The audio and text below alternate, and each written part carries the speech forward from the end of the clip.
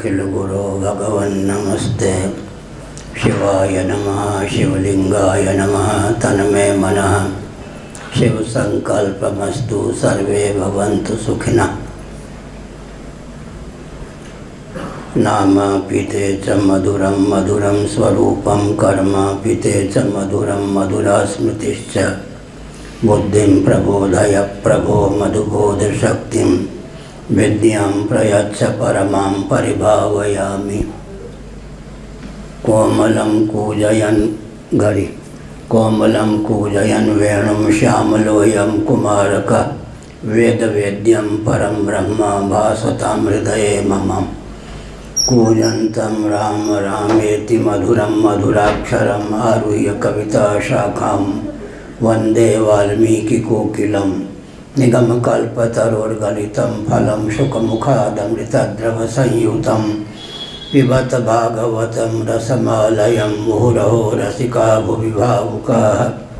तृणादपि सुनीचेन तरोरपि सहिष्णुना अमानिना मानदेन कीर्तनीय सदा हरि।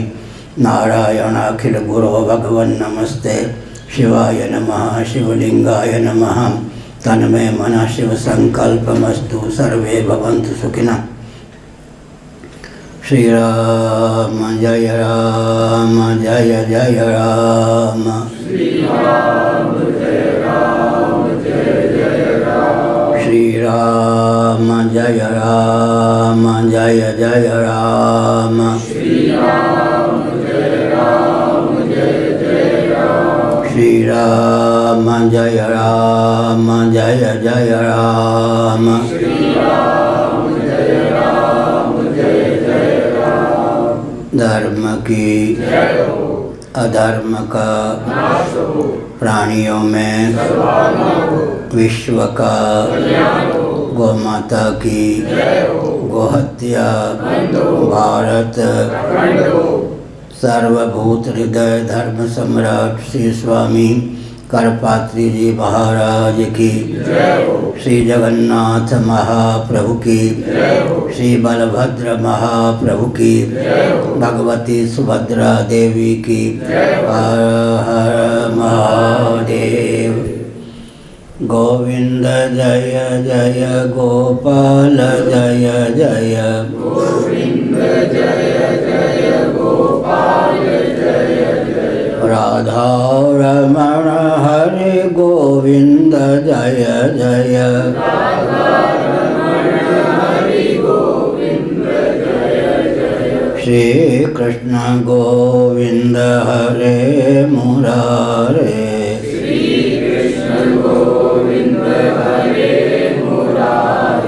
ये नाथ नारायण वासुदेवा।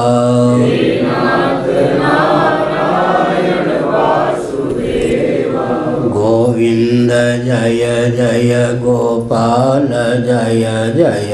गोविंद जय जय गोपाल जय जय। राधा रमण हरि गोविंद जय जय। राधा रमण हरि गोविंद जय जय। गोविंद जय जय गोपाल जय जय। गोविंद जय जय गोपाल जय जय। राधा रमण हरि गोविंद जय जय। राधा रमण हरि गोविंद जय जय। श्री वृंदावन बिहारी लाल की जय। नमो महादेव्या। शंभो शिव शिव शिव शिव शिव शिव नारायण नारायण नारायण। वेदस्तुति श्रीमद्भागवत श्लोक 23। निर्भीतमरुन्मनोक्षदृढयोगयुजो हृदयन् मुनय उपासते तदरयोऽपि ययुस्मरणात्। स्त्रिय उरगेन्द्र भोग भुज दंड विषक्त धियो वयमपि ते समाः समृशो मृषरोज सुधा। सीधा जी टीका है।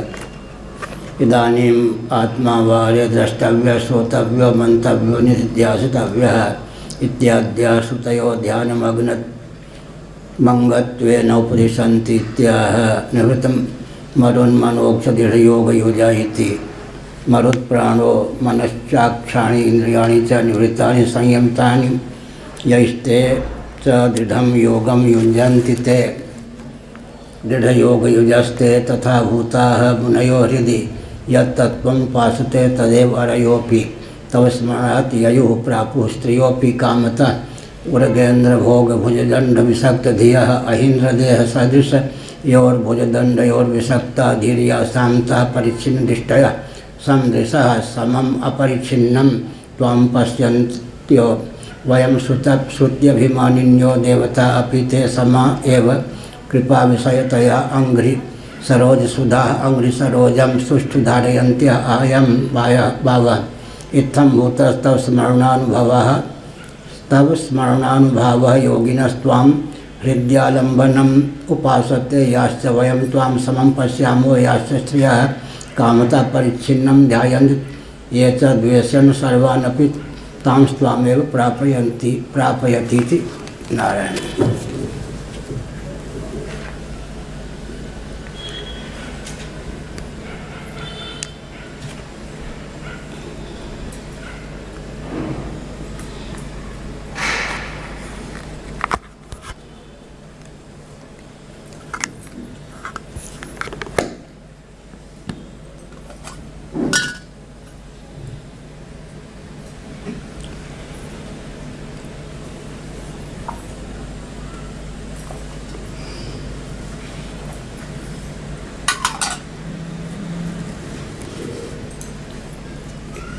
नारायण। पिछले दिनों प्रतिपादन किया गया कि भगवान को जगत का केवल निमित्त कारण मानने पर उनका अवतार सिद्ध नहीं होता, अभिन्न निमित्तोपादान कारण मानने पर भगवान का अवतार सिद्ध होता है। नैयायिकों ने, वैशेषिकों ने, शेषवर सांख्यवादी योगियों ने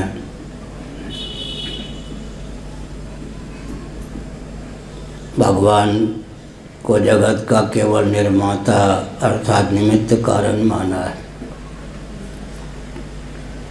इसलिए इन दार्शनिकों के सिद्धांत के अनुसार भगवान सगुण निराकार ही सिद्ध होते हैं, वे श्री रामकृष्ण आदि रूपों में अवतीर्ण नहीं सिद्ध होते।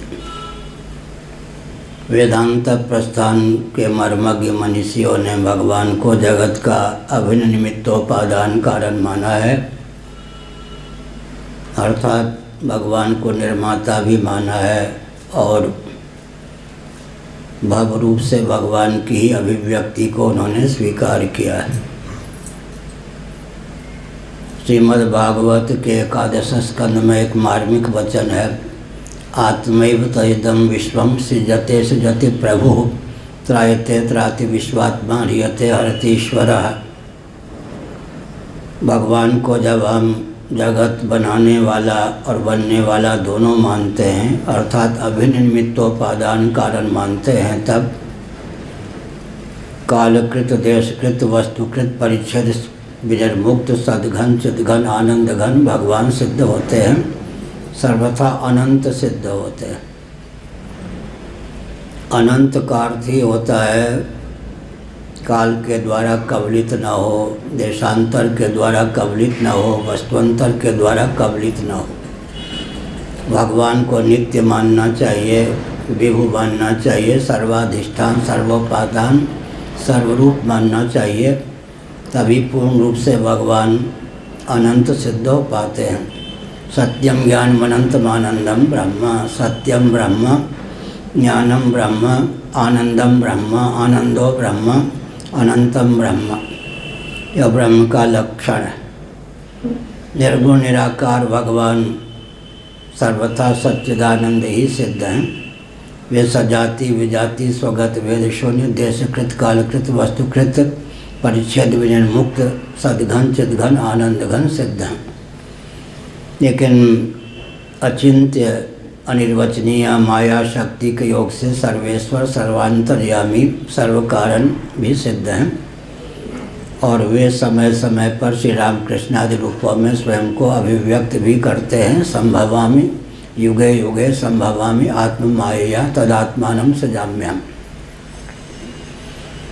भगवान और भगवान में आकाश पाताल का अंतर है।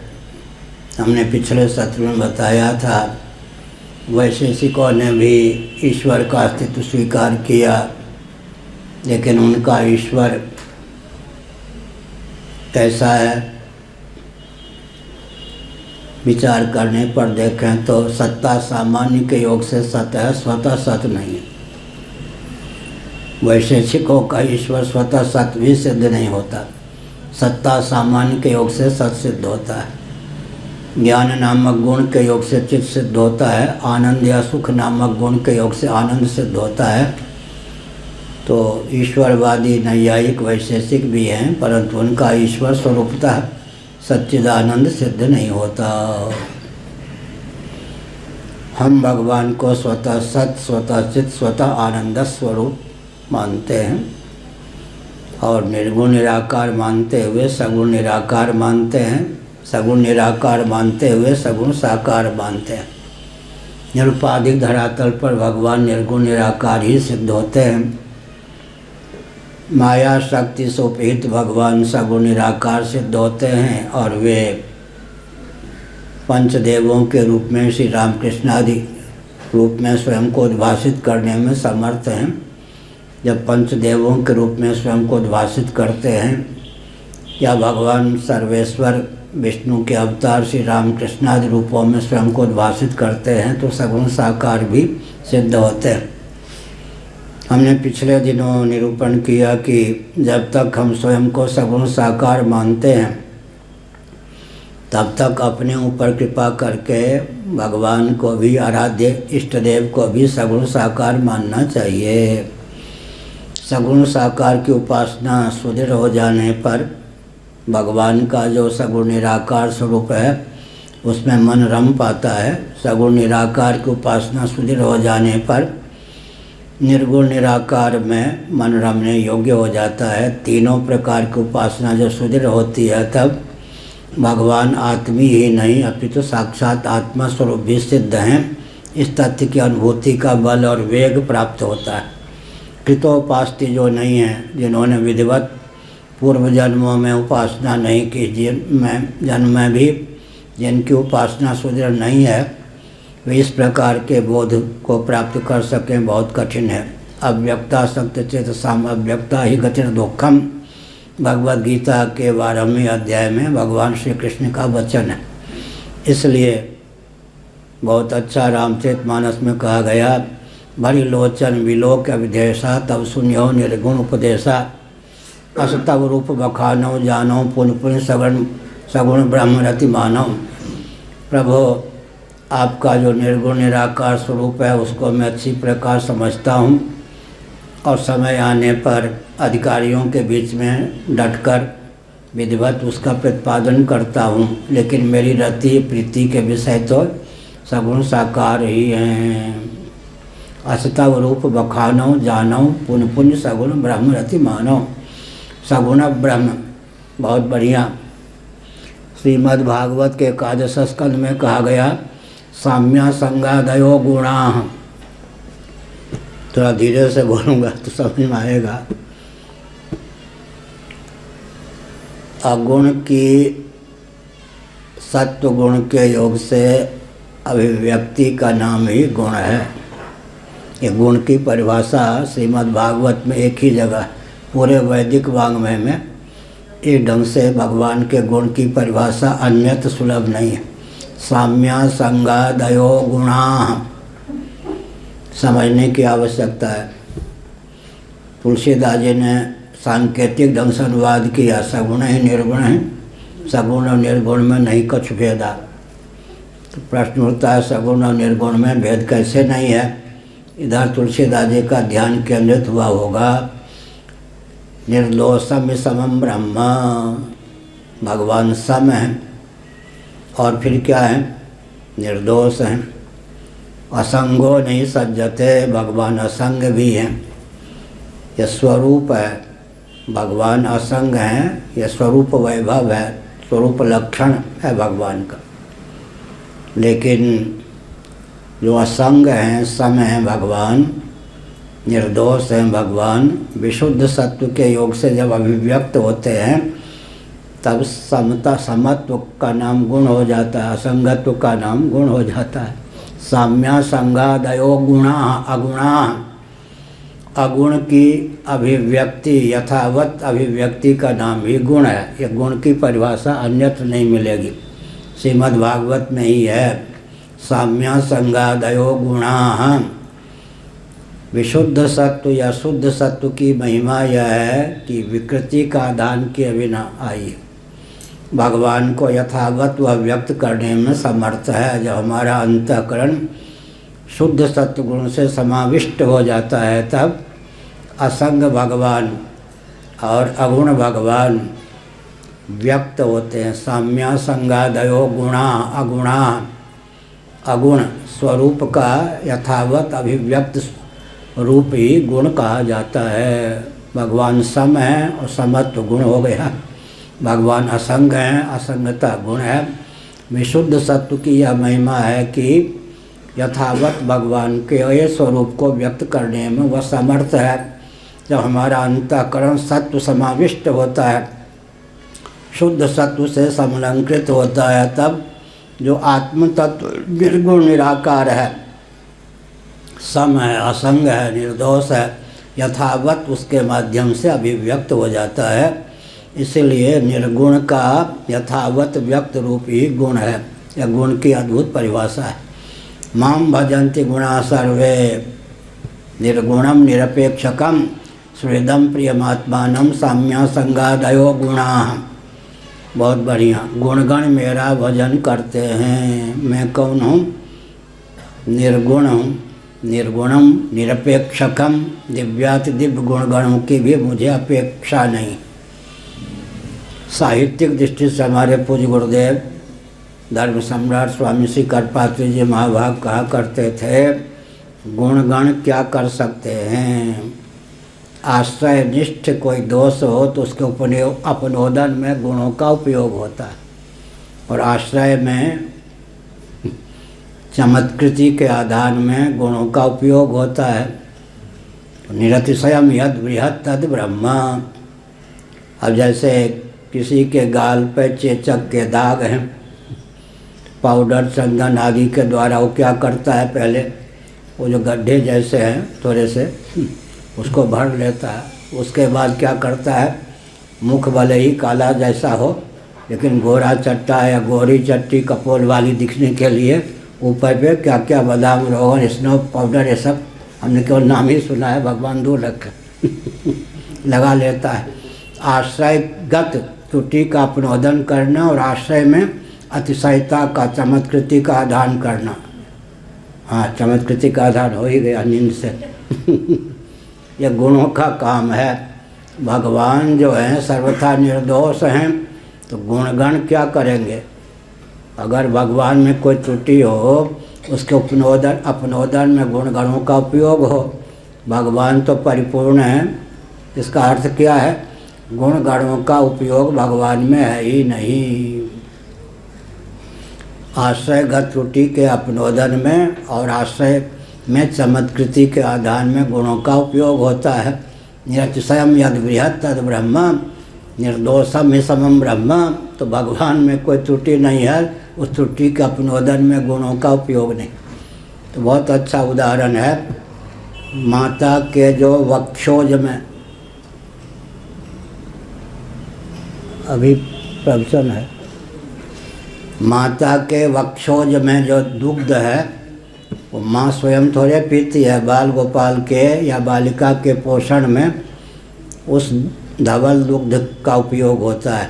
पुरी में एक गाय ऐसी विचित्र थी, बहुत विकट, हरियाणा की परंपरा से पहले मठ में उड़ीसा नस्ल की ही गायें थी, देसी गाय ही हमारे यहाँ रहती हैं।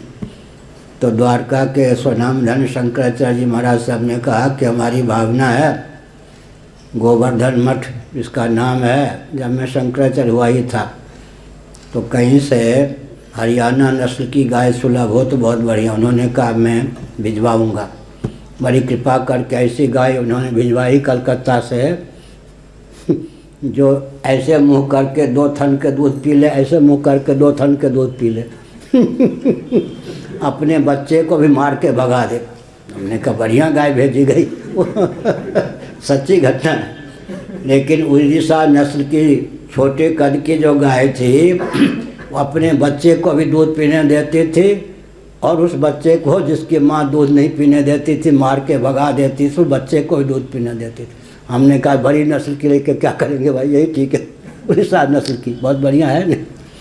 तो जैसे माता के पयोधर में धवल दुग्ध है, वो अपने पान करने के लिए थोड़े, बच्चे बाल गोपाल के पोषण के लिए है। इसी प्रकार भगवान में जो अनंत दिव्याति दिव्य गुणगण हैं, हम जीवों के बाल गोपाल के पोषण के लिए हैं। इसलिए माम भजन्ति गुणा सर्वे निर्गुणम निरपेक्षकम, मैं परिपूर्ण हूँ, निर्गुण हूँ, दिव्याति दिव्य गुणगण भी मेरा भजन करते हैं, सेवन करते हैं, उनकी सत्ता चित्ता प्रियता मुझ पर निर्भर है। मुझे उन दिव्याति दिव्य गुणगणों की भी आवश्यकता नहीं है। लेकिन वो गुणगण हैं क्या? साम्या संगादयो गुणा अगुणा। साम्या संगा 10वां स्कंद भागवत 11 स्कंद का अध्ययन कीजिए। साम्या संगादयो गुणा, जिनको हम गुण समझते हैं वो तो अगुण ही हैं। इसका अर्थ क्या हुआ? सम स्वरूप है, शुद्ध सत्व के योग से साम्य के रूप में जब व्यक्त हो जाता है उसी का नाम गुण हो जाता है। असंग ब्रह्म का स्वरूप है, आत्मा का स्वरूप है, शुद्ध सत्व गुण के योग से जब वह व्यक्त हो जाता है तो उसी का नाम गुण हो जाता है। बहुत बढ़िया। सत्वगुण क्या करता है? विकृति संस्कृति का आधान किए बिना यथावत स्वरूप को व्यक्त कर लेता है, तो अभिव्यक्त स्वरूप का नाम ही गुण हो गया। सत्वगुण रजोगुण तमोगुण का नाम तो गुण है, लेकिन शुद्ध सत्वात्मक अंतःकरण के योग से स्वरूप की यथावत अभिव्यक्ति हो जाने पर वो जो यथावत अभिव्यक्त रूप है उसी का नाम गुण है। यह गुण की विचित्र व्याख्या भागवत में सन्निहित है। माम भजन्ति गुणा सर्वे निर्गुणम निरपेक्षकम। भगवान अपने दिव्याति दिव्य गुणगणों से भी निरपेक्ष हैं। गुणगण भी उनमें कोई चमत्कृति का, दिव्यता का, अतिशयता का आधान नहीं कर सकते, क्योंकि निरतिशयम यद बृहत् तद ब्रह्म। बृहत्ता की पराकाष्ठा का नाम ही ब्रह्म है। अब वो कुछ अपनी अपनी भावना है। ब्रह्मेति परमात्मेति भगवानिति शब्दते। जब कोई व्यक्ति स्वयं को सगुण साकार मानता है तो अपने सन्निकट भगवान को मानना आवश्यक है। उससे कुछ दूर परमात्मा को, उससे भी दूर ब्रह्म को गौड़ी संप्रदाय वालों ने लिखा। ब्रह्मेति परमात्मेति भगवान इति शब्दते।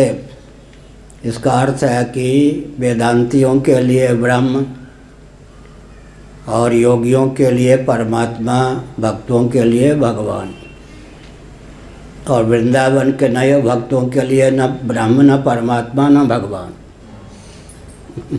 अब तो वृंदावन में भी इस सब का ह्रास हो गया। 60 साल पहले जो विद्वान लोग थे उपासना के मर्मज्ञ, वो अब नहीं रहे। अब तो जब से ये नाचने गाने वाले ही कथावाचक बन गए तब से विद्या का बहुत ह्रास हुआ। नाचने गाने से ही करोड़ों रुपये का मार्ग प्रशस्त हो जाता है, क्यों इन सब में कठिन परिश्रम करें। तो संप्रदाय में शिथिलता, ज्ञान विज्ञान का विलोप आजकल हो रहा है। तो भगवान इति शब्दते भी वो एक महान भाव, नाम नहीं लूँगा, पहले पूज्य स्वामी अखंडानंद सरस्वती जी महाभाग के यहाँ रहते थे, बाद में अलग से रहने लग गए हिताश्रम। एक जगह उन्होंने प्रवचन किया सेवा कुंज में, मैं शंकराचार्य के पद पर नहीं था, दंडी स्वामी था, मुझे चिढ़ाने के लिए भगवान पिता रात्रि है, रास पंचाध्यायी का आरंभ ही रसाभास से हुआ है, भगवान शब्द का उपयोग कर दिया गया। लो अब भगवान से भी चिर भगवान पिता रात्रि है, रास पंचाध्यायी का आरंभ ही रसाभास से हुआ है, भगवान शब्द से प्रयोग। भागवत को भी नहीं मानेंगे, भगवान को भी घटिया मान लिया। क्या हुआ, तो मुझसे नहीं रहा गया। फिर मैंने कहा लैला मजनू आप बनाना चाहते हैं क्या? राधा कृष्ण जी को लैला मजनू बनाना चाहते हैं आप? बड़ा कोलाहल मचा, बड़ा उपद्रव हुआ सब। और धर्मसंघ के जो आचार्य थे बड़े आनंद पूर्वक श्रोताओं के बीच में बैठ के सुन के आनंद लेते थे। धानुका जी ने आयोजन किया तो सेवा कुंज में, तो हमने कहा भगवान शब्द से भी चिढ़। पहले परमात्मा को कुछ दूर, ब्रह्म को बहुत दूर मानते थे, लेकिन मैं संकेत करता हूँ, स्वरूप लक्षण लक्षित जो तत्व होता है, तटस्थ लक्षण लक्षित में उसकी अनुभूति होती है। ब्रह्म होता हुआ ही ब्रह्म परमात्मा है, और ब्रह्म और परमात्मा होता हुआ ही फिर भगवान है, जो परम तत्व है। पार्सल कोई आवे तो उसमें बाहर जो सामग्री है, अंदर जो भेजना चाहता है व्यक्ति, वो है या नहीं? तो इसका मतलब है कि ब्रह्म ही परमात्मा, परमात्मा ही भगवान। अब भगवान से भी चिर करेंगे तो क्या होगा? सर्वैश्वर्य संपन्न का नाम भगवान होता है। तो हमने संकेत किया, क्या संकेत किया? मर्यादा की सीमा में उपासना होनी चाहिए। जैसे रेल की पटरी पर रेल चले तो गंतव्य तक पहुंचा दे, इसी प्रकार से जो शास्त्र की सरणी है उसका आलंबन लेकर आगे बढ़ना चाहिए। निर्गुण भगवान, श्री रामानुजाचार्य इत्यादि जो महान भाव हैं, स्वरूपता भगवान को निर्गुण नहीं मानते, लेकिन निर्गुण शब्द का प्रयोग तो मानते हैं। निर्गुणम निष्क्रियम शांतम निर्वध्यम निरंजनम, कल हमने कहा था, इन श्रुतियों को प्रमाण मानते, प्रक्षिप्त नहीं मानते, तथापि भगवान को स्वरूप से निर्गुण नहीं मानते। उनके यहाँ निर्गुण का अर्थ होता है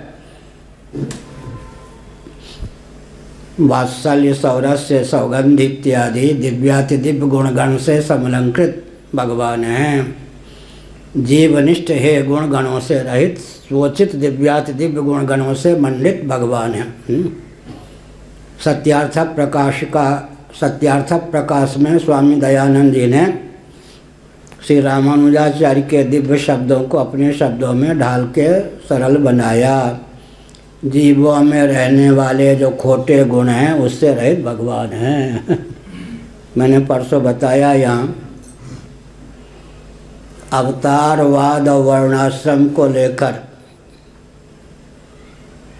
मतभेद होने पर भी दार्शनिक धरातल पर स्वामी दयानंद जी ने सत्यार्थक प्रकाश के माध्यम से जो भाव व्यक्त किया है वही विशिष्टाद्वैत है, पहले से प्राप्त। दयानंद स्वामी दार्शनिक धरातल पर विशिष्टाद्वैतवादी ही सिद्ध होते हैं। श्री रामानुजाचार्य जी से उनकी विलक्षणता इतनी है, विशिष्टाद्वैतवादियों से उनकी विलक्षणता इतनी है कि वे शास्त्र सम्मत विधा से वर्ण धर्म, आश्रम धर्म को स्वीकार नहीं करते या और भगवान के अवतार को यथावत स्वीकार नहीं करते। बाकी दार्शनिक दृष्टि से विशिष्टाद्वैतवादी ही दयानंद स्वामी सिद्ध होते हैं। तो इसका अर्थ है कि सत्यार्थक प्रकाश का खंडन करना, विशिष्टाद्वैत का खंडन करना ही सिद्ध होता है। एक दिन हमने बताया, 509 पेज लिख के हमने छोड़ दिया। फिर किसी वैष्णवाचार्य का खंडन करना मेरे बस की बात। क्यों? क्योंकि सत्य की अनुभूति जो है क्रमिक, सत्य की अनुभूति के लिए द्वार प्रशस्त करते हैं ये आचार्य लोग। चिंता की क्रमिक अभिव्यक्ति में वैष्णवाचार्यों के सिद्धांत का उपयोग और विनियोग है। और परसों संभवतः हमने बताया ही था यहाँ पर, सभी सयाने एक मत विदुषाम किम अशोभनम, कहीं न कहीं जाकर वस्तु स्थिति को यथावत प्रकट कर देते हैं। क्योंकि शास्त्र का अर्थ कोई शास्त्र की सरणी में रहकर ही कर सकता है। विद्वान महापुरुष का यह नियम है, शास्त्रीय मर्यादा लीक का त्याग करके कोई अधिवक्ता पक्ष विपक्ष में हो सकता है, लेकिन वो तो संविधान की धारा का अतिक्रमण करके वकालत नहीं कर सकता, अपनी वाणी को ख्यापित नहीं कर सकता है। तो द्वैतवादी हों चाहे द्वैतवादी हों, उनकी एक सरणी होती है, उपक्रमोपसंहारादि सर्वविध लिंगों के द्वारा तात्पर्य निर्धारण के लिए वो सुदृढ़ होते हैं, कटिबद्ध होते हैं। तो कहीं न कहीं जाकर उनको वस्तु स्थिति स्वीकार करने के लिए विवश होना पड़ता है, या कम से कम सिद्धांत पर प्रहार न करके ज्यों के त्यों वस्तु स्थिति को स्वीकार कर लेते हैं। जैसे मैंने 2 उदाहरण दिया था, श्रीमद् भगवद गीता के 13वें अध्याय का उदाहरण दिया था, क्षेत्रज्ञयोरेव मंत्रम ज्ञान चक्षुषा भूत प्रकृति मोक्षम च ये विदुर्यान्ति ते परम। अब यह गीता के 13वें अध्याय का अंतिम श्लोक है। 2 जो चरण हैं अंत में, भूत प्रकृति मोक्षम च ये विदुर्यान्ति ते परम। पांच भौतिक प्रपंच का उपादान कारण पंचभूत और उनका उपादान कारण प्रकृति, उनका जो मोक्ष है अर्थात ब्रह्म तत्व के ज्ञान से आदर्शन है, बाधना भी कहें या विलोप है, उसको जो जानते हैं वही वास्तव में जानते हैं। अब क्या हो गया, कट्टर द्वैतवादी मध्वाचार्य जी ने यहाँ आकर के अद्वैत सिद्धांत को यथावत स्वीकार कर लिया। भूत प्रकृति मोक्षम च ये विदुर्यान्ति ते परम। अब कहाँ रह गए। एक बार मुंबई में स्वामी रामसुखदास जी महाभाग ने यहाँ पर, मैं रहता था वृंदावन में, पूज्य श्री उड़ियाबाजी महाराज के आश्रम में, हमको बुलवाया और 2 महीने अपने साथ रखा। 1 महीना कोलकाता में, 1 महीना मुंबई में, कलकत्ता बम्बई में। कार से जा रहे थे प्रवचन स्थल तक, तो कहा कि उस समय सन्यासी में नहीं था, ब्रह्मचारी जी एकांत में आप हैं कार में, जो ड्राइवर हैं वो सबको नहीं समझेंगे जो हम लोग बोलेंगे। ये क्या हुआ मध्वाचार्य जी को। हमने कहा कि मध्वाचार्य जी की हालत हो या आपकी हालत हो, मैं नहीं हूँ कह दिया, पहुँचना पड़ेगा वहीं जो शंकराचार्य ने पहुँचाया, वही शास्त्र का सिद्धांत था। चौंके क्या। हमने कहा आप ही देख लीजिए, मध्वाचार्य जी कट्टर द्वैतवादी हैं, लेकिन आप ही कह रहे हैं कि यहाँ अद्वैत स्वीकार कर लिया जो के त्यों, भूत प्रकृति मोक्षम च। श्री रामानुजाचार्य महाराज ने ना सतो विद्यते भावो ना भावो विद्यते सतः में ज्यों के त्यों शंकराचार्य का पक्ष, पराशर ऋषि का वचन जो है विष्णु पुराण में, उसको समुद्धृत करके स्वीकार किया। ज्ञानातिरिक्त सब असत है। लो जी, ज्ञानातिरिक्त सब असत है।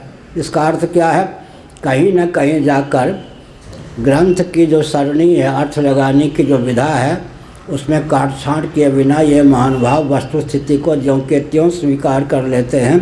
तो चल रहा था कि भगवान का जो अवतार है उसकी विशेषता यह है कि भवतारक है अवतार। कल परसों चौथे रोज मैंने विस्तार पूर्वक बताया, फिर भी सुनने की आवश्यकता है, आगे बढ़ने की भी आवश्यकता है। निबंधक जो क्लेश हैं वो भी भवतारक हो जाएं, या अवतार की अपूर्वता। अवतार की अपूर्वता क्या है, भगवान यदि अवतीर्ण ना हो, निर्गुण निराकार रूप में ही बने रहें, तो सामान्य व्यक्तियों के भी उद्धार का मार्ग प्रशस्त ना हो, अविद्या तारने वाली सिद्ध न हो, अस्मिता तारने वाली सिद्ध न हो, राग तारक सिद्ध न हो, द्वेष तारक सिद्ध न हो, अभिनिवेश तारक सिद्ध न हो, भय तारक सिद्ध न हो। यहाँ सब नारद जी ने बताया। उसके अनुसार हमने बताया कि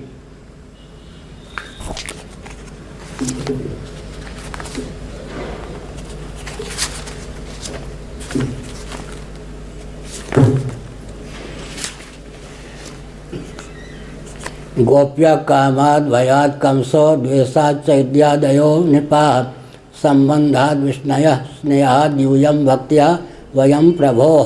यह उद्धृत किया है नीलकंठ जी ने।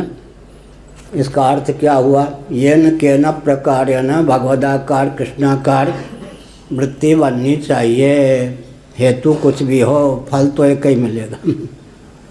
कृष्णाकार भगवदाकार वृत्ति रागपूर्वक हो, द्वेषपूर्वक हो, अभिनिवेशपूर्वक हो, भयपूर्वक हो, कामपूर्वक हो, क्रोधपूर्वक हो, कोई बात नहीं। फलवल कल्प्य भगवदाकार वृत्ति येन केन प्रकारेण होनी चाहिए। अस्मिता का भी उपयोग हमने बताया। मधुरी पर अहमिति भावनशीला कृष्णोहम।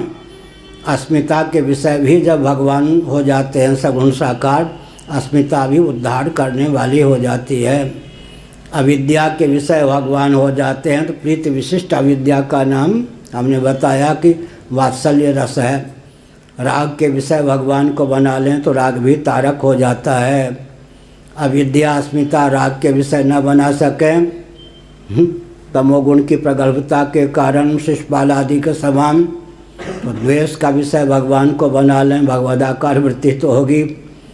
नहीं तो अभिनिवेश का विषय भगवान को बना लें, मारीच इत्यादि के समान में हमारे बिना नहीं रहूँगा, वह हमारे बिना नहीं रहेगा। येन केन प्रकारेण, साधन कुछ भी हो, फल तो एक ही होगा। कृष्णाकाराकारित वृत्ति, भगवदाकाराकारित वृत्ति, भगवदाकाराकारित वृत्ति, वृत्ति की बहुत बढ़िया है मीमांसा है। विषयान ध्यायतश्चित्तम विषयेषु विसज्जते मां मनुस्मृतश्चित्तम मय्येव प्रविलीयते। श्रीमद् भागवत के 11 स्कंध में भगवान श्री कृष्ण का वचन है। विषयान ध्यायतश्चित्तम विषयेषु विसज्जते। विषयों का ध्यान करता हुआ, चिंतन करता हुआ चित्त विषयों में निमग्न हो जाता है। लेकिन कोई भी ऐसा विषय विश्व में नहीं है जिसमें मन को रमाकर सदा के लिए शांति या तृप्ति प्राप्त हो सके, विषयांतर में मन को ले जाने की भावना का उदय न हो। फिर से सुनिए, वैराग्य की घाटी अनिवार्य है। नास्तिकों के सामने भी एक चुनौती है। जगत को अचित पदार्थ जो भी, उन सब को आखिर सदोष अविषम तो मानने के लिए बाध्य होना पड़ेगा। जो सदोष अविषम है उसमें मन रमाने पर शांति नहीं मिलेगी। शांति का मार्ग तो निर्दोष असम परमात्म तत्व ही है। भौतिकवादियों के लिए एक विषम परिस्थिति है। आखिर जगत का दार्शनिक धरातल पर अध्ययन करेंगे तो सदोष अविषम तो मन नहीं पड़ेगा। जो भी अचित पदार्थ है वो सदोष अविषम है। कोई भी ऐसा अचित पदार्थ नहीं, विषय नहीं, कमनीय, रमणीय, वर्णीय, भजनीय हम मान लें, जिसमें मन को रमाने पर फिर मन उचटे नहीं, विषयांतर में जाने की भावना का उदय हो नहीं। इसलिए केवल भगवत तत्व ऐसा है जिसमें मन रमाने पर विषयांतर में मन के जाने का प्रश्न ही नहीं। विषयान ध्यायतश्चित्तम विषयेषु विसज्जते, लेकिन माम अनुस्मरतश्चित्तम मय्येव प्रविलीयते। मेरा अनुस्मरण करता हुआ चित्त, अनुस्मरण क्यों लिखा? गुरु और शास्त्र का अनुगत होकर, कल्पित विधा से नहीं। माम अनुस्मरतश्चित्तम मय्येव लीयते विलीयते प्रविलीयते, मुझ में ही सदा के लिए प्रविलीन हो जाता है। अब तक के प्रवचन का सार क्या निकला? अभ्यासाद रमते यत्र, भगवान सगुण साकार हैं, सगुण निराकार हैं, निर्गुण निराकार हैं। और सगुण साकार भगवान की विशेषता है, बहुत बढ़िया। 8-10 साल पहले हमने कहा होगा, जो फल होता है उसमें गूदा भी होता है, रस भी होता है और बीज भी होता है। बहुत बढ़िया। केवल आम की गुठली ले लें तो क्या होगा, लेकिन आम का फल लेंगे तो फल की विशेषता क्या होती है? उसमें गूदा भी है, रस भी है और बीज भी है। इसलिए फल का महत्व होता है। फलावसानम जगत। तो भगवान मुक्त मुनीनाम मृग्यम, कल हमने कहा था, किमपि फलम देवकी फलति तम पालयत यशोदा निकाम मुपभुंजते गोप्या। मुक्त मुनियों के लिए मृग अनुसंधेय परिमार्गण योग्य ततः पदम तत्परिमार्गितव्यम। किमपि फलम देवकी फलति, देवकी देवी क्या करती हैं, कोई फल फलती हैं, उस फल का नाम श्री कृष्ण है, लेकिन पालन करने का योग नहीं मिलता। मामा कंस की बलिहारी, भैया की बलिहारी, तम पालयत यशोदा। जन्म देने का सौभाग्य तो मिलता है, लेकिन पालन करने का सौभाग्य मिल गया। नंद के घर आनंद भये, जाए कन्हैया लाल की यशोदा जी को। लेकिन मातृ शक्ति होने के कारण, लाला कि उनमें मातृ बुद्धि होने के कारण वहाँ भी क्या होता है, पालने तक सीमा है, उपभोक्तृत्व तो गोपियों में ही सिद्ध है। इसलिए तम पालयत यशोदा निकाम मुपुंजते गोप्य, मानो गोपी को सुख देने के लिए, गोपांगनाओं को सुख देने के लिए ही श्री कृष्ण का प्रादुर्भाव है। जन्म देने वाली देवकी, पालने वाली यशोदा और रस का आस्वादन करने वाली गोपियाँ हो जाती हैं, गोपी प्रेम की ध्वजा। इसलिए आजकल हम कहा करते हैं, जिस व्यक्ति का या जिस वस्तु का जिस उद्देश्य से जन्म होता है, उस उद्देश्य की पूर्ति में उस व्यक्ति का या वस्तु का उपयोग करना उचित है, अनुचित नहीं। ये ऐसा यज्ञ में अमुक क्यों अमुक क्यों कई प्रश्न किए गए, उत्तर एक ही वाक्य में है। वेदादि शास्त्रों के द्वारा ही हमको ज्ञान हो सकता है किस वस्तु का, किस व्यक्ति का, किस निमित्त जन्म होता है। जिस वस्तु का, जिस व्यक्ति का, जिस निमित्त जन्म होता है, तदर्थ उसका उपयोग और उपभोग विधि है, वैध है, अनुचित नहीं है। तो श्री कृष्ण का प्रादुर्भाव गोपियों के लिए ही हुआ। इसीलिए कहा गया मुक्त मुनि नाम मृग्यम, मुक्त मुनियों के लिए भी मृग्य हैं, अनुसंदेह हैं श्री कृष्ण। यद्यपि आप कामस्य का स्पृहा, तीन शब्दों में ही मांडुक्य कारिका को पिरो देते हैं। अनात्म काम, आत्म काम, आप्त काम। संसारी व्यक्ति जो होते हैं अनात्म काम, अनात्म वस्तुओं की इच्छा से संपन्न होते हैं।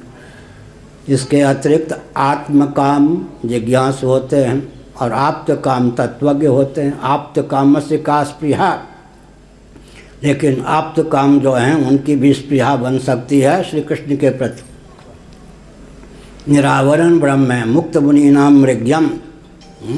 परसों हमने विस्तार पूर्वक भगवान सुखदेव जी के सामने छैल छबीले नट नागर श्री कृष्ण तो नहीं प्रकट हुए थे, केवल बरहा पीडम नटवर बपू के माध्यम से छैल छबीले नट नागर श्री कृष्णचंद्र परमानंद कंसुदासन मदन मोहन की एक छवि का चित्रण किया गया था। उसको सुनकर ही एकदम लोटपोट हो गए। बहुत बढ़िया। राधा रानी के बारे में उज्ज्वल नीलमणि आदि में लिखा है, राधा रानी आदि के बारे में। राधा रानी विश्वानंदिनी को एक दिन हमने बताया भी, कहीं से सुनाई पड़ गया वेणुनाद, कन्हैया ने, लाला ने मुरली पर तान छेड़ दी। राधा रानी के निरावरण कर्णकुहरों के माध्यम से वो तान हृदय में पहुंच गया, सुरीली रसधारा हृदय में पहुंच गई। मन में संकल्प किया, जिसने मुरली पर तान छेड़कर मधुर ध्वनि को प्रसारित किया है, उस पर मैं न्योछावर, उसी को मैंने अपना पति मान लिया। हो गया, बहुत ऊंची बात। फिर किसी ने कह दिया कृष्ण न, अब हम भी सुनते हैं, आप भी सुनते हैं कृष्ण। हमारे सामने कोई सीता जी का 2-3 बार नाम ले ले तो हम बेहोश हो जाएंगे, इसलिए हम नाम लेते ही नहीं प्राय। उनके प्रति इतनी स्वाभाविक भावना है। हम उपासना तो करते नहीं, कुछ जानते हैं, बात नहीं है, लिखने पढ़ने में दिन रात लगे रहते हैं, यही उपासना है हमारे लिए। लेकिन सीता जी का 2-3 बार कोई नाम ले ले तो रोने लग जाएंगे, बेहोश हो जाएंगे। उस नाम के प्रति इतना अनुराग है। मैं सीता जी को बड़ी बहन मानता हूँ, सीता जी मुझे छोटा भाई मानते हैं, ये अंतर है। मैं कुछ और मानता हूँ, वो मुझे कुछ और मानती। मेरे सामने वो नन्ही सी बालिका जो खेलती कूदती है, तो मैं उनको बड़ी बहन मानता हूँ, वो मुझे छोटा भाई मानते हैं। तो मेरे सामने कोई सीता नाम 2-3 बार ले ले तो बेहोश हो जाऊँगा। तो हमने एक संकेत किया, राधा रानी विश्वानंदिनी निवृत्त निकुंजेश्वरी ने वेणुनाद को सुनकर अपने आप को उस पर न्योछावर कर दिया।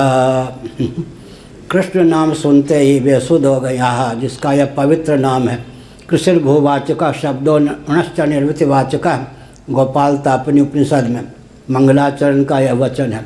कृष्ण भूवाचक शब्दों अणश्च निर्वृतिवाचक तयोरैक्यम। कृष्ण सदानंद तत्व का द्योतक है। भू सत्तायाम, सदानंद तत्व को ही कृष्ण कहते हैं। चित तत्व दोनों में अनुगत है।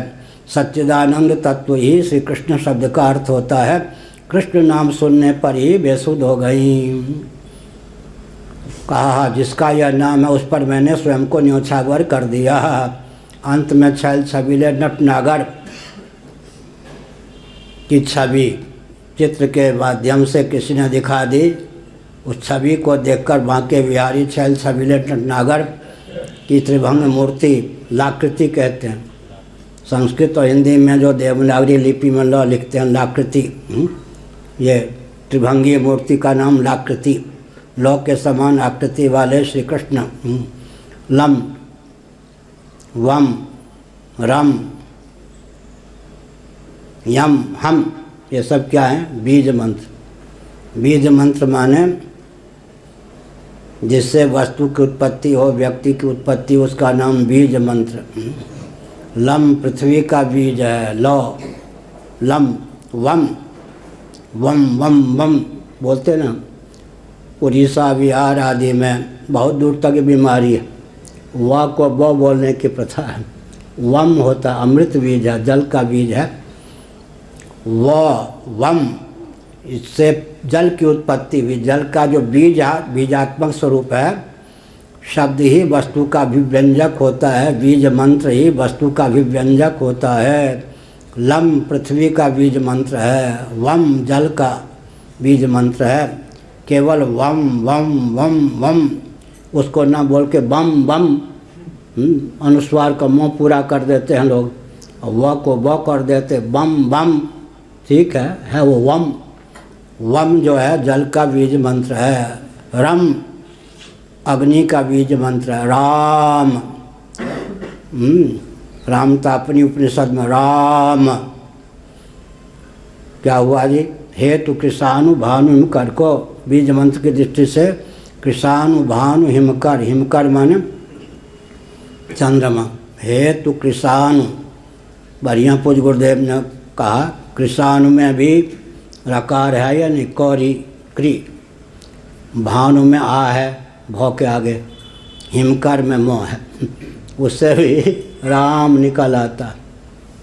हेतु कृषाणु भानु हिमकर को, राम में जो र है अग्नि बीज है।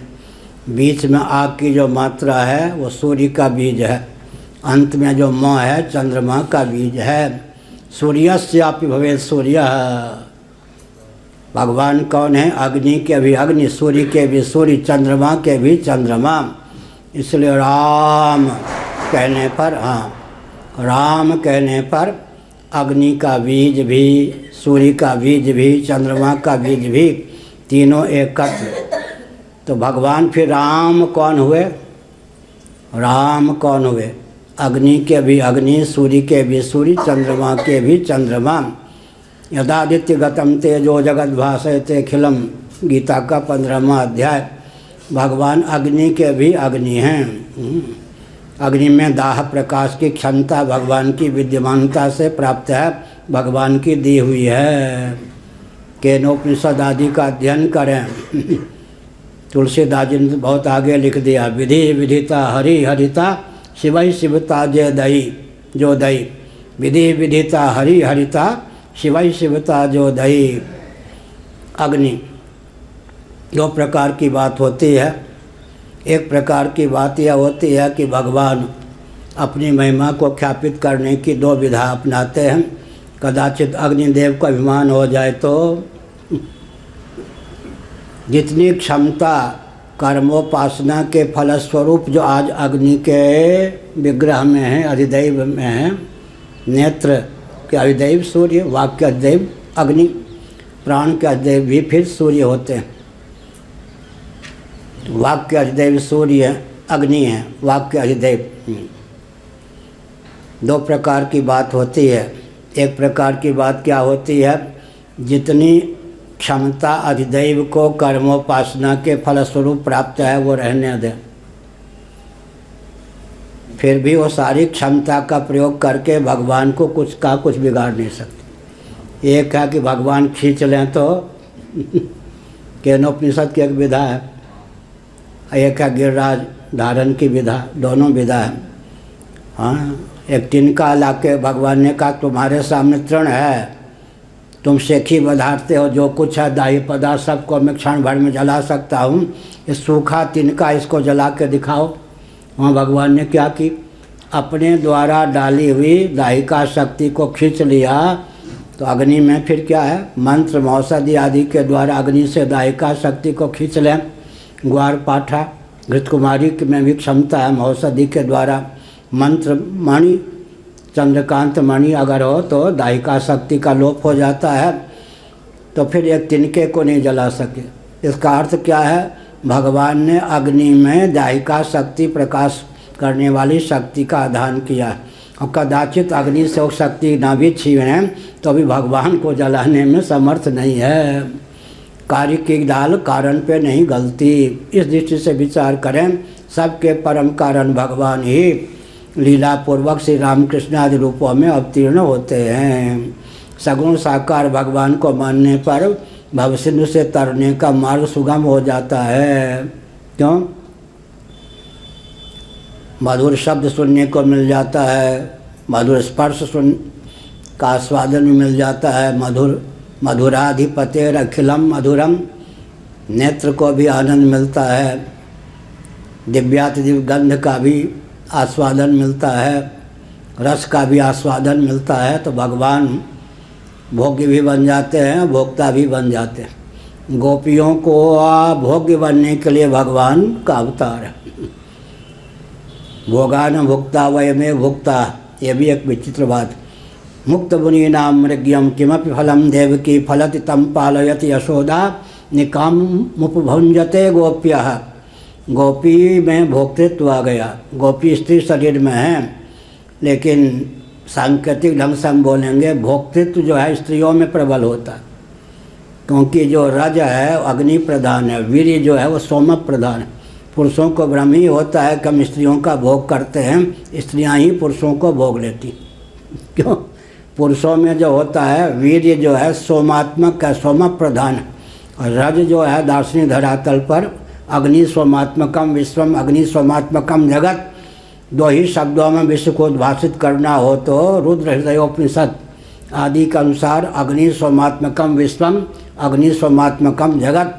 अग्नि की प्रधानता देवियों में है रज प्रधान होने के कारण, और सोम की चंद्रमा की प्रधानता पुरुषों में है, क्योंकि जो तेज है वीर्य है सोम है, सोमात्मक, इसीलिए रणचंडी बन जाती हैं देवियाँ। देवियों का नाम क्या है? भोली भाली। देखने में भोली बन जाए भाली, यही ना, निंदा नहीं है, उनका शरीर ही इस ढंग से बना है। भोली भाली, कोई भोली न समझ ले, पचार खाएगा। भोली तो हैं, नहीं तो एक नैमिष के महापुरुष कहा करते थे, हिंदी चीनी भाई भाई भाई, ना भाई तो हो गई लड़ाई, लड़ाई हो ही गई थी। उससे पहले बार बार कहा करते थे पूज्यपाद नारदानंद सरस्वती जी महाराज, जब कहा गया हिंदी चीनी भाई भाई तो उन्होंने जोड़ दिया ना भाई तो हो गई लड़ाई। इसीलिए भोली भाली जो देवियों को कहते हैं, भोलापन बाह्य रूप है, भालापन अंतर रूप है, क्योंकि रज का अर्थ होता अग्नि प्रधान देवियों का शरीर होता है। सोम ऊपर से भोक्तृत्व, अंदर भोग्यत्व पुरुषों में है, और बाहर से भोग्यत्व अंदर से भोक्तृत्व देवियों में है। दोनों के योग से ही विश्व की रचना होती। अग्नि सोम, अग्नि सोमात्मकम विश्वम अग्नि सोमात्मकम जगत। एक दिन हमने यहाँ बताया था, भोले बाबा बिल्कुल शांत होकर विराजमान थे। महाभारत शांति पर, कौन? शिव जी। पार्वती जी ने देखा आजकल की भाषा में मूड ठीक है कुछ आचार्य गिरिराज किशोर विष्णु परिषद वाले अब नहीं रहे, शरीर नहीं रहा, तो मठ में आते थे, लोगों से पूछते शंकराचार्य का मूड कैसा है उसी के अनुसार बात करूँगा, नहीं डांट देंगे वो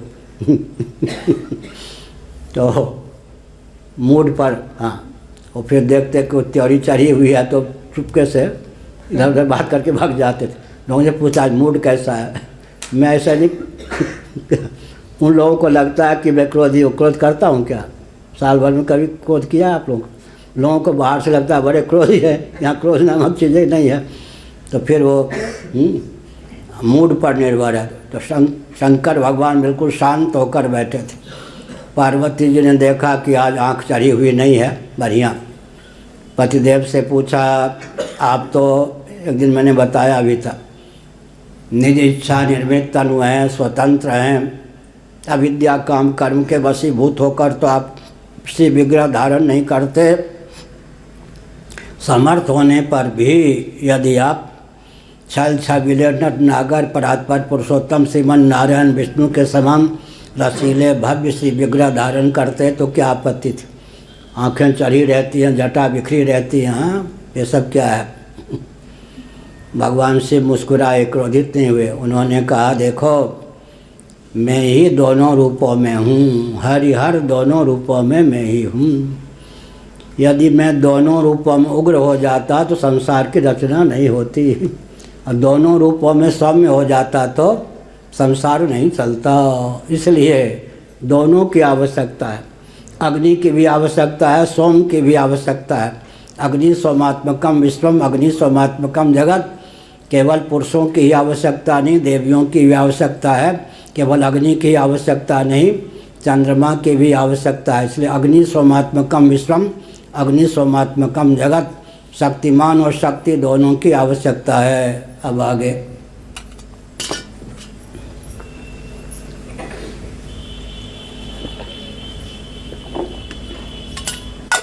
देहेंद्रीय प्राणांतकरण को संयत करके मुनि आपके स्वरूप में मन को रमाकर जिस गति को प्राप्त करते हैं, और जो गोपियां हैं वो कामासक्त होकर, कुछ गोपियां कामासक्त भी थीं, नहीं तो न खलु गोपिका नंदनो भवान अखिल देहि नाम अंतरात्मधृक। कुछ गोपियां आपके भुजदंड शेषनाग के समान भुजदंड अद्भुत स्वभाव आभा प्रभा से युक्त श्री विग्रह पर कर्षित होकर काम मोहित होकर आपका भजन करके वो भी तर जाती हैं संश्लेष वसात। श्री वल्लभ संप्रदाय में एक शब्द का बहुत बड़ा दुरुपयोग भी हुआ, ब्रह्म संस्पर्श उसमें कई इधर उधर हो गए। ब्रह्म संस्पर्श वो देवियाँ जो हैं, और हम समदृष्ट सम आपको व्यापक समझने वाली जो हम श्रुतियाँ हैं, हमको भी वही गति प्राप्त है। यहाँ तक कि जो दुष्ट होते हैं कंस इत्यादि शिशुपाल इत्यादि अरयोपी, उनको भी वही गति सावधान वाइस पसेरी। इसका अर्थ क्या हुआ, फल तो आप है ना, ये न के न प्रकार न आपसे कोई जुड़ जाए, भगवदाकारा कारित वृत्ति बन जाए, चाहे राग के द्वारा हो, द्वेष के द्वारा हो। भृंगी कीटन न्याय को भी टीकाकारों ने यहाँ पर दिया, भृंगी कीटन न्याय। भृंग चाहे भय के कारण ही, तो भय के कारण, राग के कारण, द्वेष के कारण, अभिनिवेश की पराकाष्ठा के कारण, स्नेह के कारण, संबंध के कारण, ये न के न प्रकार है ना, भगवान से कोई संबंध तो जोड़े ना। तीन हम पहले कहा करते थे 8-10 साल पहले, संबंध, स्नेह और निष्कामता, तीनों जुड़ जाए तो सब काम बन गया। भगवान से पहले संबंध तो जोड़ा है ना, कुछ संबंध जोड़ा है क्या? त्वमेव माता तो पिता त्वमेव, संबंध ही नहीं जोड़ा है। संबंध है वो अलग बात, प्रत्येक अंश अंशी से संबद्ध होता है, प्रत्येक अंश के आकर्षण का विषय अंशी ही होता है। पार्थिव प्रपंच के आकर्षण का विषय पृथ्वी ही है।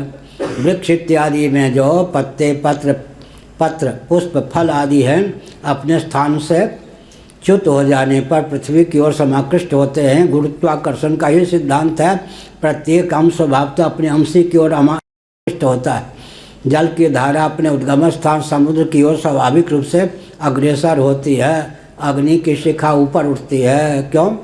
नभोमंडल में आदित्य विद्यमान है। किसी ने कह दिया रात्रि में भी तो आग की लपट ऊपर जाती है। हमारे लिए सूर्योदय सूर्यास्त है, क्या सचमुच में सूर्य का उदय अस्त होता है क्या? अभी तो अमेरिका में क्या होगा, कितना बजा होगा, दिन है या रात्रि? कितने घंटे का अंतर पड़ता है? हाँ, तो इसका मतलब क्या हुआ? ये भूमंडल की रचना के आधार पर सूर्योदय सूर्यास्त है या सचमुच में सूर्योदय सूर्यास्त भी है? भूमंडल की रचना, और कहीं पर ऐसी रेखा है जहाँ रात ही रात तो दिन ही दिन, वहाँ को क्या लेंगे? तो भूमंडल की रचना के आधार पर दिन रात की कल्पना है। इसी प्रकार हमने संकेत किया, क्या संकेत किया? जो भगवान हैं, फलावसानम जगत येन के न प्रकारेण भगवदाकार वृत्ति होनी चाहिए। प्रीतिपूर्वक क्या है? इस समय भी सुख, बाद में भी सुख। द्वेष करेंगे, द्वेष कर ले भगवान से, कोई अवतार काल में द्वेष कर सकता है। द्वेषाग्नि से उसका चित्त जलता रहेगा।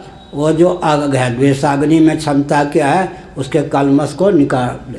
जैसे कालू से आदि आ जाए दोष सोना में, अग्नि में रखने पर क्या होता? दोष का क्षालन हो जाता है, दहन हो जाता है। ऐसे ही द्वेषाग्नि के द्वारा चित्त में जो मल है उसका दाह हो जाने पर फिर चित्त शुद्ध हो जाता है। किसी प्रकार से भगवान का स्मरण होना चाहिए, भगवदाकार वृत्ति होनी चाहिए।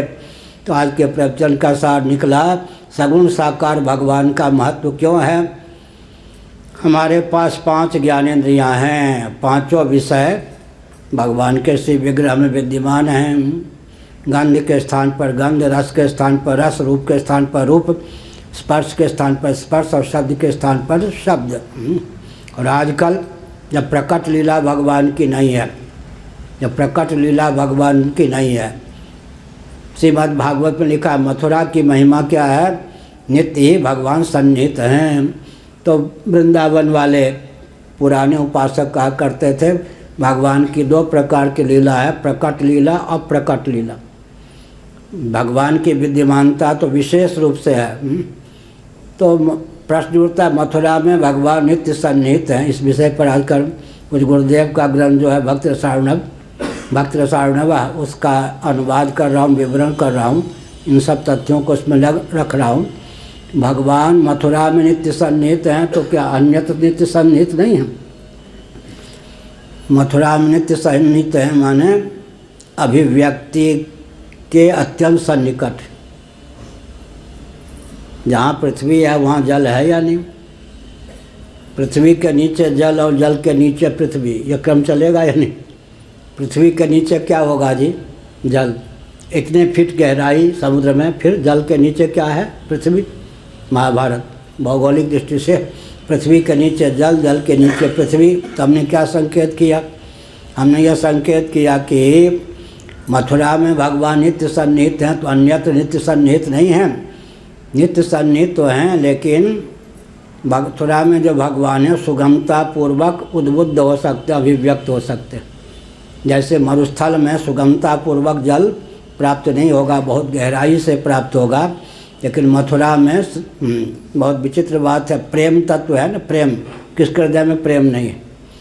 लेकिन प्रेम जो होता है निर्गुण सगुण निराकार, पहले मूल में प्रेम तत्व रसो वैसा निर्गुण निराकार, बाद में प्रेम तत्व हो जाता है सगुण निराकार। लेकिन वो दृग्बिंदु, शोक के आंसू गर्म होते हैं, उष्ण गर्म, और प्रेम के आंसू जो होते हैं वो शीतल होते हैं। आंसू में अंतर है, इसलिए वो सगुण निराकार। सगुण निराकार मतलब बस झटपट अभिव्यक्त होने के कगार पर हो जाते हैं, सगुण निराकार। विराजो तुरीय जी महाराज, वही है ना तुरीय जी, राजाधिराज। हमने संकेत किया तो भगवान कौन है? सगुण निराकार, सगुण निराकार। मथुरा में जो भगवान हैं वो अभिव्यक्ति उनकी सुगमता पूर्वक हो सकती है। कहीं कहीं जल नारायण, कहीं कहीं जो जल है 5-10 फीट पर ही निकल आता है, 5 फीट पर ही कुएँ निकल आते हैं नदी आदि किनारे। मिथिलांचल आदि में तो जल इतना सुगम है, थोड़े से में ही जल निकल आता है। हमने संकेत किया कहीं बहुत गंभीरता पूर्वक सगुण साकार होने के कगार पर विद्यमान है कौन? मथुरा में भगवान। तो आज के प्रवचन का सार क्या निकला? भगवान सर्वत्र हैं, सम हैं, व्यापक हैं, लेकिन व्यापक एक ब्रह्म अविनाशी सच्चेतन घन आनंद राशि अस्प्रभ हृदय अक्षत अविकारी सकल जीव जग दीन दुखारी नाम निरूपण नाम जतनते सो प्रकट जीव मूल रतनते। व्यापक एक ब्रह्म अविनाशी। एक विचित्र बात है, छांदोग्य उपनिषद 8वां अध्याय शंकर भाष्य, ये जो हृदय है, यह हृदय भगवान प्रभु तोरा, यहाँ आए बसे बहु चोरा, मान ही नहीं मोर निहोरा, अच्छा ही करें वर जोरा, विनय पत्रिका। ये जो हृदय है इसकी विशेषता क्या है? पुंडरीका का रक्त मांसपिंड, छांदोग्य उपनिषद 8वां अध्याय।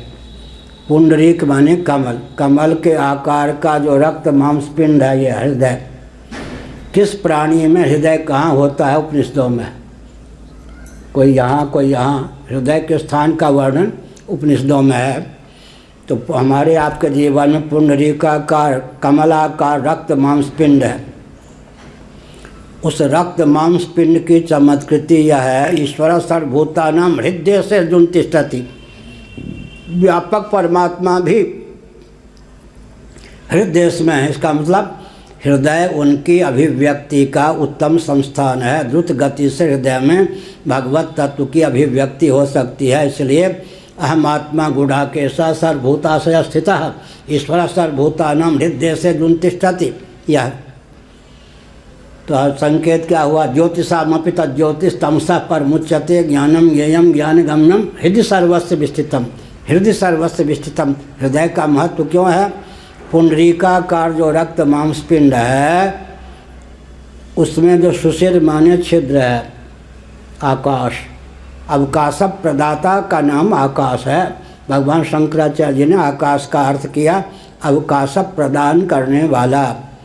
पुंडरीकाकार रक्त मांसपिंड में जो आकाश है, छिद्र है, उसकी चमत्कृति है। इसलिए हृदय का अर्थ कितने होता है? 3 होता है। पुंडरीकाकार रक्त मांसपिंड पहला हृदय, स्थूल हृदय। उसके बाद उसमें प्राप्त सुशिर माने छिद्र अवकाश, वो दूसरा हृदय है। तीसरे हृदय का नाम होता है उसके माध्यम से व्यक्त अंतःकरण। चौथा हृदय का नाम होता है आत्मा। आत्मा का नाम हृदय। हृदय के 4 भेद हैं। पुंडरीकाकार रक्त मांसपिंड एक, उसमें सन्निहित जो अवकाश प्रदाकाश है 2, उसमें क्षमता है अंतःकरण को व्यक्त करने की। तो अंतःकरण 3, हृदय का तीसरा है। आरोहक क्रम से हृदय का अर्थ पुंडरीकाकार रक्त मांसपिंड 1, प्राय 12 अंगुल के हमारे आपके जीवन में। पुंडरीकाकार रक्त मांसपिंड 1, उसमें सन्निहित आकाश 2, उसके माध्यम से अभिव्यक्त अंतःकरण 3, उसमें जो व्यापक परमात्मा है प्रत्यगात्मा के रूप में अभिव्यक्त है, वो प्रत्यगात्मा हृदय का अर्थ 4। अंत में उसका जो मौलिक स्वरूप व्यापक स्वरूप है ब्रह्म, हृदय के 5 अर्थ होते हैं। इसका अर्थ हुआ पुंडरीका का रक्त मांसपिंड हृदय, उसमें जो छेद है, छिद्र है, सुशिर है, उसमें क्षमता है कि वो अंतःकरण का अभिव्यंजक संस्थान बन जाता है। वो अंतःकरण में क्षमता है कि परमात्मा को प्रत्यगात्मा जीवात्मा के रूप में प्रकट कर ले। तो इसका अर्थ हुआ अभिव्यंग की अभिव्यक्ति अभिव्यंजक के अधीन है। अभिव्यंजक के तारतम्य से अभिव्यंग की अभिव्यक्ति में तारतम्य होता है। जैसे कि विद्युत की अभिव्यक्ति बल्ब और बादल के अधीन है, बल्ब और बादल के तारतम्य से विद्युत की अभिव्यक्ति में तारतम्य है। मुस्कान इसलिए कि मैं अयोध्या गया, एक बालिका कितने साल की होगी? 5-6 साल की है, पता नहीं, 7 साल की, 5-6 साल की। तो हमको होता था कि हमारा प्रवचन दूसरों के सर दर्द हो जाता होगा। वो बच्ची खड़ी हो गई, उसने कहा, उसको हमारे प्रवचन के कई पंक्तियाँ सुना दी, धर धर धर। उस बच्चे ने कहा सिद्ध महात्मा अगर घट को पट कह दें तो झटपट घटपट हो जाए, पट को पाषाण कह दें तो झटपट पट पाषाण हो जाए, पाषाण को पानी कह दें तो झटपट पाषाण पानी हो जाए, पानी को पुष्प कह दें तो झटपट पानी पुष्प हो जाए। हमने कहा इसलिए जब सुना दिया तो हमारा प्रवचन सार्थक सुनाया था अयोध्या में। अब देखो छोटी सी बच्ची को सब याद, इसका अर्थ क्या हुआ? हाँ, कविता की तरह सोचने बोला। वाक्य भी है, इसका नाम क्या? गद्य काव्य। सिद्ध महात्मा ऋषीणाम पुनराद्यानाम वाचमर्थो विधावती, ऋषीणाम पुनराद्यानाम वाचमर्थो विधावती।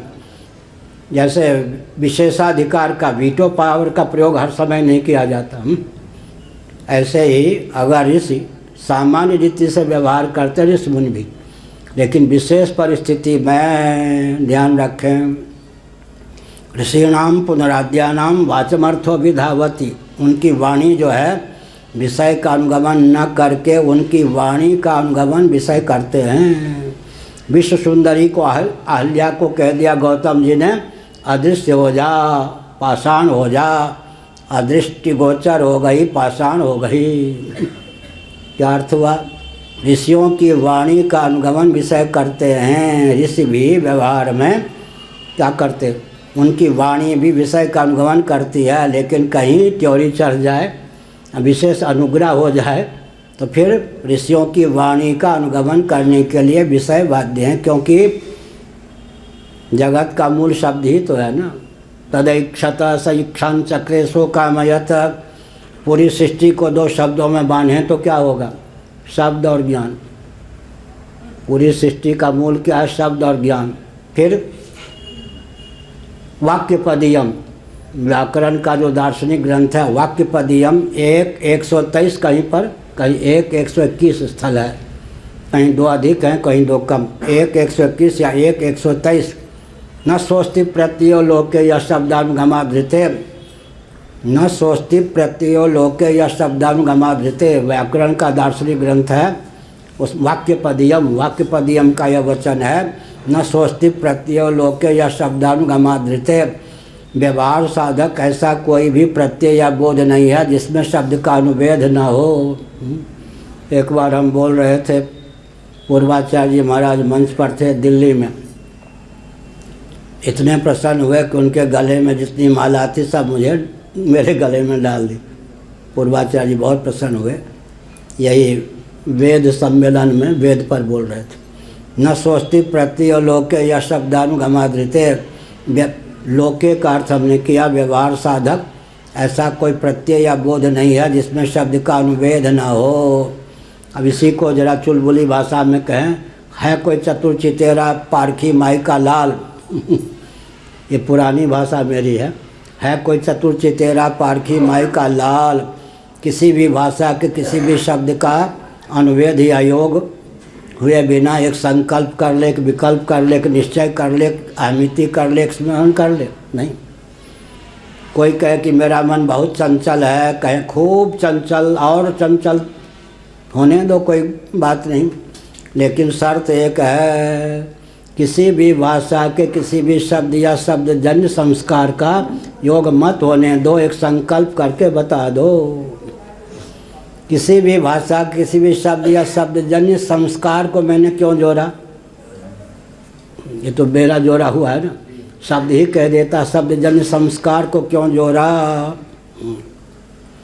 तो पलने पर होता था, पलने पर, शरीर की दृष्टि से तो पलने पर था ही। एक दिन में जो घटना घटती है ना, वो कोई कहते हैं ग्रह नक्षत्र सब बुरे हैं, अरे वो सब अलग है। कोई घटना घटती है तब तक घटती रहती है जब तक उससे शिक्षा लेने की सामग्री हम न प्राप्त कर लें, तब तक वो घटना घटती रहती है। किसी घटना का मूल है कोई शिक्षा देने के लिए भगवान घटना घटाते हैं।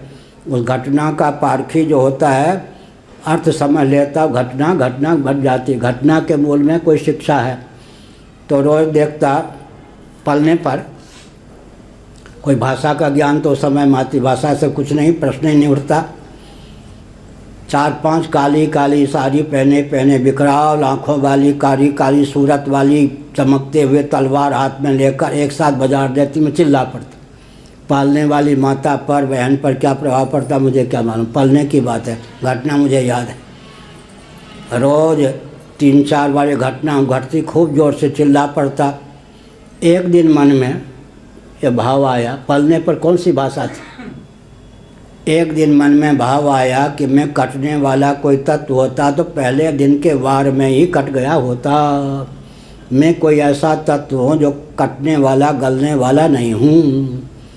यह बोध आया किस भाषा में जी, मातृभाषा का तो कोई समय प्रश्न ही नहीं था, लेकिन बोध मुझे अभी भी स्मरण है। उसके बाद वो घटना घटने बंद हो गई। इसका अर्थ क्या है, कोई भी घटना घटती है तो भगवान उस घटना के माध्यम से कोई शिक्षा देना चाहते हैं। जब हम उस घटना को ठीक से परख करके शिक्षा ले लेते हैं, घटना शांत हो जाती है। बचपन में गणित के जो प्रश्न होते थे, पुस्तक कोई भी ऐसा प्रश्न नहीं जिसका उत्तर ना आता हो, बाकी जो होते थे याद करने के सब याद होते थे। सहपाठियों कहता देखो ये सब प्रश्न आएंगे, इतनी तैयारी होने पर स्वप्न में भी प्रश्न पत्र आ जाता था। हम अपने सहपाठियों कहते ये सब ये नहीं आएगा, तुम तो ऐसे बात बनाते हो, वही प्रश्न आ जाता था। एक समय वो था कि पूरी तैयारी होने पर भी प्रश्न पत्र पहले ही स्वप्न में आ जाता था, ये नहीं कि वहाँ लिखवा हो, स्वप्न में आ जाता था। और एक समय ऐसा हुआ जब दिल्ली में देखते देखते पुस्तक गायब हो जाती थी। कोई भूत प्रेत की दाल तो मुझ पर गलेगी नहीं, भूत प्रेत तो मेरा नाम लेके डरते हैं, मुझे भूत प्रेत से डर नहीं लगता। भूत प्रेत तो मेरा नाम लेके भगते हैं, मैंने देखा है, युद्ध भी हुआ है, बाघ युद्ध भी हुआ है भूत प्रेत के समय। हमने यह कहा कि अब वो क्या हुआ जी, कभी तो प्रश्न पत्र भी आ जाता था, कभी परीक्षा के पहले पुस्तक लुप्त हो जाती थी, परीक्षा दे के आता तो पुस्तक प्रकट हो जाती। हमने कहा वो भगवान ये शिक्षा दे रहे हैं, इधर की पढ़ाई पूरी हो गई, अब चलो दूसरी ओर। हम भगवान का रुख समझ लिया, चल पड़े। इसका मतलब हम लोगों की जैसे नियुक्ति होती है ना किसी की, हम लोगों की नियुक्ति होती है, समझ गए। मैं कुछ अब दूसरे प्रकार से बोलूँगा। हम लोगों की नियुक्ति होती है। आज हम दिख रहे इस मोर्चे पर, थोड़े समय बाद फिर देख कुछ और घटना घटने वाली है, किसी और मोर्चे पर बेस यही रहेगा, पद भी यही रहेगा, लेकिन भयंकर कुछ और घाटी पर भी होना होगा।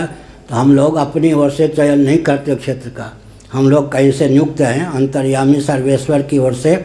और हमको भगवान ये नहीं कहते या देवी देवता के वर मांगो ना, उनके हम बहुत लाडले प्यारे होते, वहाँ से हमको आदेश प्राप्त होता। ये नहीं, ये तो आपको मालूम है, हम झूठ नहीं बोलते, झूठ बोलना हम जानते नहीं। अब वो देवदत्त के स्थान पर लोग यज्ञदत्त नाम, वो तो भ्रम हुआ या मुँह से निकल गया, झूठ बोलते नहीं। तो इसका मतलब आगे जो दृश्य हमको दिखाई पड़ता है, हम बचने का प्रयास कर रहे हैं, लेकिन आर पार का युद्ध विश्व स्तर पर होगा, रूस सावधान। आर पार का युद्ध होगा, इसका मतलब 2-4 दिनों से, 10 दिनों से, मैं प्रायः कह रहा हूँ 15 दिनों से, कोई वाक्य आता है, बोलता रहता हूँ। सुरेश जी को अभी सो रहे हैं, लेकिन उनको मालूम है, कोई वाक्य बोलता हूँ तो उसके पीछे इनको मालूम है कि कोई घटना घटने वाली है। तो हमने संकेत किया, वो घटना क्या होगी ये नहीं कह रहा, संकेत कर दूँ, बस 6:30 बज गया। क्या, जिस व्यक्ति के जन्म का जो प्रयोजन होता है, औरों के तो बस की बात क्या, उस व्यक्ति के चाहने पर भी कि मैं इस पर पानी फेर दूँ वो समर्थ नहीं। जिस व्यक्ति के जन्म का जो प्रयोजन होता है, उसके जन्म के प्रयोजन पर तो अन्य क्या पानी फेरेंगे, वह स्वयं भी पानी फेरना चाहे तो नहीं फेर सकता। भविष्य में भयंकर युद्ध की संभावना है, और कटनी छटनी के बाद कौन बचेगा, कितना बचेगा, कह पाना कठिन है। उसके बाद क्या होगा, तो हमने एक संकेत किया कि डराने की बात नहीं है, लेकिन सावधान रहने की आवश्यकता है। तो यहाँ कहा गया पूरे विश्व का सारांश क्या हुआ, शब्द और ज्ञान। न सोचती प्रत्ययो लोके या शब्दानुगमाधृते। व्यवहार साधक ऐसा कोई बोध नहीं है जिसमें शब्द का अनुवेद ना हो। कोई कहे मेरा मन बहुत चंचल है, उसे कहिए किसी भी भाषा के किसी भी शब्द या शब्दजन संस्कार का अनुवेद मत करो। कोई एक संकल्प करके दिखा दो, नहीं कर सकता। निश्चय करके बुद्धि दिखा दे, संभव नहीं। स्मरण में भी किसी न किसी भाषा के शब्द और शब्दजन संस्कार का अनुवेद होता है। अहंकार कोई बहुत करे, उससे कहीं किसी भी भाषा के किसी भी शब्द या शब्दजन्य संस्कार का योग हुए बिना अहंकार करके दिखा दो, संभव नहीं। विषयालंबन रहित जो शब्द होता है ज्ञान मात्र होकर शेष रहता है। शब्द ज्ञान, स्पर्श ज्ञान, रूप ज्ञान, रस ज्ञान, गंध ज्ञान है या नहीं? ज्ञान को अभिव्यक्त करने के 8 साधन कहाँ लिखा है? पंचदशी पहला प्रकरण। शब्द ज्ञान, स्पर्श ज्ञान अष्टधा प्रकृति का विलास जगत है। शब्द ज्ञान, स्पर्श ज्ञान, रूप ज्ञान, रस ज्ञान, गंध ज्ञान, सुख ज्ञान, दुख ज्ञान, मोह ज्ञान। ज्ञान का व्यंजक संस्थान अष्टधा प्रकृति के 8 रूप हैं। शब्द, स्पर्श, रूप, रस, गंध, सुख, दुख और मोह। अब वो शब्द ज्ञान से शब्द को हटा लें। शब्द अर्थ स्पर्श नहीं, स्पर्श रूप नहीं, रूप रस नहीं, रस गंध नहीं, गंध सुख नहीं, सुख दुख नहीं, दुख मोह नहीं। लेकिन ज्ञान की सब में अनुगति है। अज्ञानाभिव्यंजक संस्थान को हटा लेने पर ज्ञान आत्मा स्वरूपी शेष रहता है।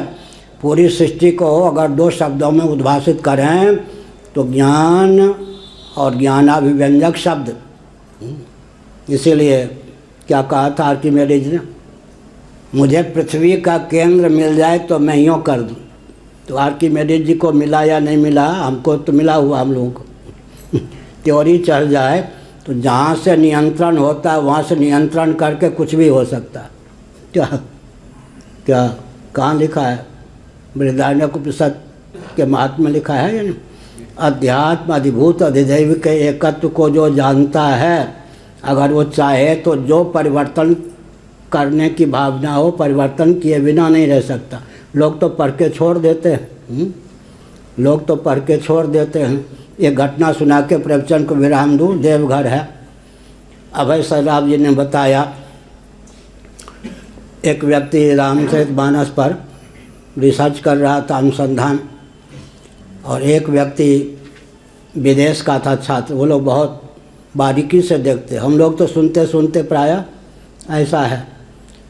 अब वो मुझसे लोगों ने पूछा कि क्या तुम करते रहते हो?